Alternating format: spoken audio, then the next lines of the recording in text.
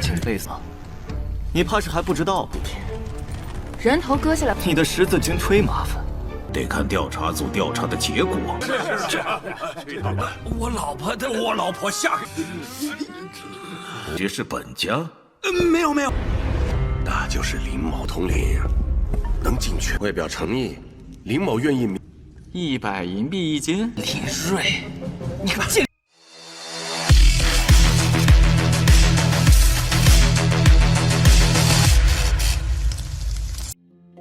Halo semuanya, selamat datang di Ruang Sinema. Bagaimana kabar kalian semua? Semoga selalu sehat dan baik-baik saja. Sesuai jadwal, jadi pada hari ini kita akan kembali melanjutkan series Donghua Fable River season kedua episode terbaru. Untuk tahu lebih lanjut tentang series ini, kita sarankan untuk nonton season pertamanya dulu. Kita sudah sediakan link season pertama di playlist. Tanpa berlama-lama lagi, kita langsung saja membahas season kedua dari series ini pada episode 29. Xiu diberitahu oleh kedua bawahannya kalau seluruh anggota keluarga Ma sudah dikendalikan, jadi mereka ingin tahu tindakan selanjutnya. Pasalnya, jenderal militer tidaklah memiliki hak untuk memberikan hukuman tanpa perintah dari kantor Panglima ataupun Biro Hukuman Militer. Mereka itu malah akan dianggap sebagai pengkhianat karena telah memasuki wilayah keluarga Ma. Sesaat kemudian, Perwira Panji Jianji telah datang untuk bisa bertemu dengan Xiu. Inilah yang ditunggu-tunggu olehnya. Sudah cukup lama mereka tidak saling bertemu dan alasan Jinxi agak terlambat karena Biro Pengawasan memiliki urusan mendadak. Jadi mereka membutuhkan bantuan dari pasukan Panji Hitam di Barat Daya. Pesan ini berisikan kalau Biro Pengawasan memiliki hak untuk menyelidiki perkara di sana. Dengan adanya dokumen itu, maka pasukan Panji Hitam sudah secara legal melakukan tindakan paksa kepada seluruh anggota keluarga Ma. Sebagai Panglima Panji Hitam, Xiu akan melakukan yang terbaik untuk bisa membantu penyelidikan. Tapi ada sebuah masalah di mana pada tanggal 28, tetua utama Dewan Tertua yakni Makin diserang oleh para perampok. Yang mana kita tahu kalau itu adalah ulah dari Dilin. Xiu barulah tahu mengenai kabar itu, sedangkan Biro Pengawasan berusaha untuk merahasiakan kejadian itu. Xiu sangatlah berterima kasih kepada Dilin.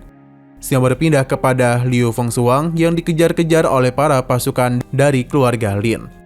Dalam pelarian itu, dia hampir saja meninggoy. Hingga pada puncaknya, kemanapun Liu pergi, dia telah tertangkap oleh pasukan tersebut. Pemimpin dari penangkapan ini adalah Linding, tetua kedua dari kabinet keluarga Lin. Linding menganggap kalau para pasukan keluarga Liu tidaklah terlalu berguna, sebab tidak kunjung bisa menangkapnya, hingga dia ini harus turun tangan sendiri. Liu Fengshuang yakin kalau kakaknya telah memberikan banyak uang kepadanya, tapi baginya menangkap Liu Fengshuang bukanlah masalah uang, karena bagaimanapun ada seseorang yang memberikan penawaran tinggi demi nyawanya. Liu Fengshuang yakin dia akan dibiarkan hidup dulu, karena jika tidak, jasadnya akan lekas hancur. Linding tidak berencana untuk menghabisinya dan akan menahannya dulu.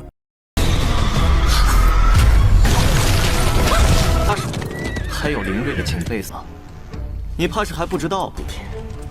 人头割下来，你的十字军忒麻烦。 Di kediaman Maui sendiri, para pasukan Xiu telah datang untuk bisa menangkap orang-orang di sana.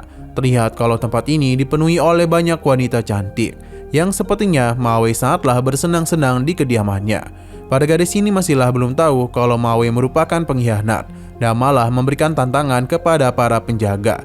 Tapi setelah mendengar ancaman agar tidak berisik, mereka pun langsung diam. Di antara orang-orang yang ditangkap itu ada nenek dari keluarga Ma. Dia menjamin kalau apa yang mereka perbuat akan dibalas beberapa kali lipat. Bahkan semua keluarga Xiu akan mati. Tanpa dia doakan pun semua itu sudahlah terjadi karena semua keluarganya telah mati. Nenek ini langsung saja dihabisi karena terlalu berisik. Xiu sudah mengatakan kalau mereka harus diam jika tidak ingin bernasib sama. Semua orang di kediaman keluarga Ma sudah dikumpulkan, tapi mereka tak bisa menemukan keberadaan dari Ma Wei. Xiu meminta penjelasan kepada semua orang di sini karena dan begitulah nyawa mereka bisa diampuni. Tapi tidak ada satupun dari mereka yang mengetahui persembunyian Ma Wei. Xiu sudah menduga hal itu. Bawahannya saatlah penasaran mengenai apa yang harus mereka lakukan. Bagi Xiu, hukumannya sudah jelas, di mana semua orang di sini harus dihabisi, sebab mereka telah mengkhianati keluarga. Bawahannya tidaklah tega karena ini bukanlah medan perang. Namun bagi Xiu, ini adalah medan perang, di Dia mengingatkan pada 13 tahun yang lalu Panglima Yun Sanse jatuh di medan perang karena persaingan dengan keluarga Ma. Selama berpuluh-puluh tahun, keluarga Ma selalu bersikap arogan dan sombong. Jadi sekarang adalah hari pembalasan untuk mereka. Makin yang awalnya ragu, kini paham dengan tujuan tuannya. Ia bersama seluruh pasukannya pun menghabisi semua orang dari keluarga Ma. 救你们的只有你们自己。生死攸关的战场，我不在乎在战场上杀人。 Kembali kepada Xiu, di mana dia tengah membaca mengenai laporan keuangan dari keluarga Ma. Ia juga tidak heran mengapa Wade memilih menjadi anjing keluarga Ma, karena uang yang diberikan kepadanya sangatlah banyak. Namun dia agak kaget karena keluarga Ma memiliki banyak mata-mata di keluarga Jichuan. Sesaat kemudian, Xiu diberikan buku kas yang dimiliki oleh Ma Wei. Semua aset yang dia miliki setidaknya bernilai sebanyak 16 miliar koin perak. Dengan kata lain, mereka telah melakukan korupsi. Bahkan negara mereka saja tidak memiliki uang kas sebanyak itu. Bawahannya pun mengingatkan kalau jumlahnya adalah 16 miliar. Namun Xiu merasa sisanya merupakan upah dari para militer dan juga harta milik warga yang tidak kunjung diberikan. Bawahannya pun paham dengan maksud tuannya. Xiu berencana untuk mengembalikan uang 10 miliar tersebut kepada orang-orang yang telah ditindas oleh keluarga Ma selama ini.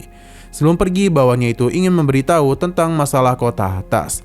Tapi Xiu tidak ingin tahu karena dia ingin pergi ke Haikou demi bisa menyelesaikan urusannya. Di kota atas, tindakan dari Xiu membuat para dewan menjadi sangat kesal. Bahkan mereka telah melakukan penyerangan terhadap seluruh keluarga Ma. Para dewan tetua ingin meminta penjelasan kepada Direktur Jenderal, karena bagi mereka ini merupakan sebuah masalah besar. Terlebih lagi, mengenai kematian dari Ma Qin juga masih belum terlalu jelas. Gadis ini menenangkan para dewan tetua. Pasalnya, Direktur Jenderal tengah berbicara dengan Panglima Utama Luo Minghai. Penjelasan pasti akan segera diberitahukan kepada mereka.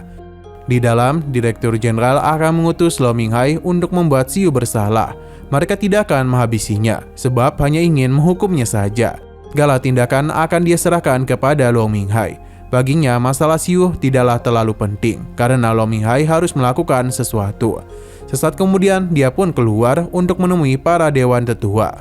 Ia memberitahu kalau keinginan dari para dewan tetua sudah disetujui oleh Direktur Jenderal. Jadi mereka akan mengutus tim penyelidikan terhadap apa yang terjadi di barat daya. Para dewan tetua penasaran apa yang akan dilakukan Direktur Jenderal kepada Xiu, yang mana semua ini tergantung kepada hasil dari investigasi tim penyelidikan. Jika dewan tetua masih ragu, mereka dipersilakan untuk mengirim perwakilan. Namun karena barat daya cukup jauh, jadi dewan tetua beralasan kalau mereka sudah cukup tua untuk pergi ke sana. Jadi mereka pun mencoba untuk membujuk Ma Jun agar bisa pergi menjadi perwakilan. Berhubung Ma Jun itu memiliki marga menjadi Ma, jadi apakah dia itu memiliki hubungan dengan Ma Wei? Ma Jun tidaklah membenarkan hal itu. Luo Minghai cukup lega, jadi pada esok hari mereka akan melakukan perjalanan yang tentu membuat Ma Jun terkejut. 总长大人已经同意了，得看调查组调查的结果。我老婆下，这是本家？没有啊！ Xiu berpindah ke tempat keluarga Lin, di mana Lin Rui yakin betul kalau Xiu telah menjadi sangat kaya setelah menjatuhkan keluarga Ma. Informasi ini sangatlah cepat dia ketahui pasalnya dan ia merupakan dermaga perdagangan terpenting di Haikou. Apa yang Xiu lakukan telah membasmi masalah besar pada perdagangan dua negara. Haikou akan sangat mengingat bantuan Xiu, dan jika dia membutuhkan bantuan, Haikou dengan senang hati memberikannya bantuan.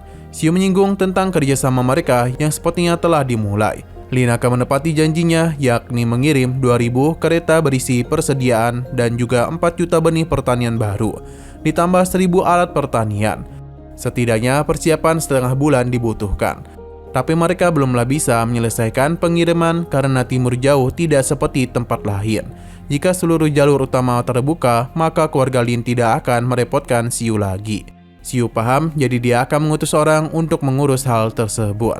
Tapi baginya ada biaya pengiriman lain yang tentu membuat Lin Rui sudah menduga kalau Xiu pasti ingin kompensasi.